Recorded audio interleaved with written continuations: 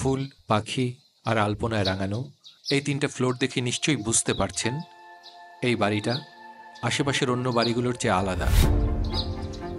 কিন্তু কি কারণে আলাদা, কি আয়োজনের ভেতরে? এখানে আছে একটা লাইব্রেরি, যেখানে বসে বইয়ের বিশাল সংগ্রহ থেকে বই পড়তে পারবেন। বুক আউটলেট, যেখান থেকে বই কিনতে পারবেন। বাচ্চাদের জন্য কিডস জোন, ফুলের দোকান, রেস্তোরাঁ বা ক্যাফেটেরিয়া, এক্সিবিশনের জন্য গ্যালারি, সেমিনার স্টেজ। এছাড়াও এখানে হাতের নাগালের মধ্যে পাবেন রেফারেন্স ও গবেষণার জন্য দুষ্প্রাপ্য সব বই ও পত্রপত্রিকা। আমরা পুরোটা ভালো করে ঘুরে দেখার আগে জেনে নেই এটা কোন এলাকায়, কি করে পৌঁছাবেন এখানে। এখানে আসার জন্য মিরপুর 11 নম্বর মেট্রো স্টেশনটা একটা ভালো ল্যান্ডমার্ক। ঢাকা শহরের যে কোনো জায়গা থেকে যে কোনোভাবে চলে আসুন এই স্টেশনের নিচে, তারপর ঠিক পাশের গলিটা দিয়ে ঢুকে পড়ুন। খানিকটা এগুলোই চোখে পড়বে ঋদ্ধি ভবন। এবার একটা একটা করে ফ্লোর এক্সপ্লোর করা যাক।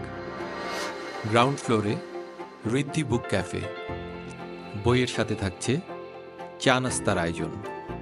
দলবল নিয়ে আড্ডা মারার জন্য একেবারে পারফেক্ট জায়গা। ভেতরের ডেকোরেশনটা ছিমছাম, গোছানো।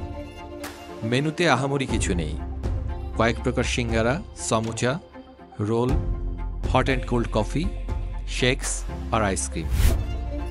দোতলায় যাব সবার শেষে, তার আগে 3 তলা থেকে একটু ঢু মেরে আসি। এই ফ্লোরে ঋদ্ধি গ্যালারি, স্পেসটা বেশ বড়। ছবির প্রদর্শনী সহ নানা প্রকারের আয়োজন করা হয় এখানে। কিছুদিন আগেই হয়ে গেল উন্মাদ কার্টুন প্রদর্শনী। এছাড়াও বুক লঞ্চিং ইভেন্টের মতো ছোটখাটো নানা অনুষ্ঠান আয়োজন করা সম্ভব এই স্পেসে। এবার আমরা যাব ঋদ্ধি লাইব্রেরি এবং বুক আউটলেটে, জায়গাটা 2য় তলায়। এটাই আমাদের ফাইনাল ডেস্টিনেশন। এখানকার বইয়ের কালেকশন বেশ ভালো। ক্লাসিক্সের পাশাপাশি সমকালীন লেখকদের বইও সমান গুরুত্ব পেয়েছে।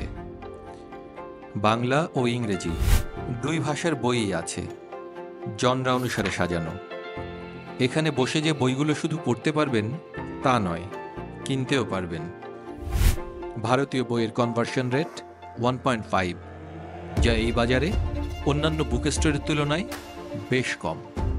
স্পেসটা আহামরি বড় না, তবে হোমলি একটা ব্যাপার আছে। এভাবে হাত পা ছড়িয়ে আরাম করে বসে পড়া যায়। বই হাতে ঘন্টার পর ঘন্টা এখানে নিশ্চিন্তে কাটিয়ে দিতে পারবেন। লাইব্রেরির সাথে লাগোয়া জায়গাটা হলো কিডস জোন। এখানে শিশুদের জন্য বই আর খেলার জিনিস আছে। পাশাপাশি এখানে প্রতি শুক্রবার বাচ্চাদের গল্প পড়ে শোনানো হয়। বিকেলের দিকে আপনার বাচ্চাকে নিয়ে কিন্তু ঘুরে আসতে পারেন। গরমে কষ্ট পেতে হবে না, এই ফ্লোরটা এয়ার কন্ডিশনড। এখানে আর একটা জোন আছে, যেখানে আর্কাইভ করা বহু পুরনো বইপত্র। এই যে বইটা দেখছেন, এটা 120 বছরের পুরনো। 140 বছরের পুরনো বইও পাবেন এখানে। যারা গবেষণায় আগ্রহী তাদেরকে টার্গেট করেই মূলত এই অংশটা সাজানো হয়েছে। সকল শ্রেণী পেশার মানুষের জন্য ঋদ্ধিতে আছে বই পড়ার সুবিধা।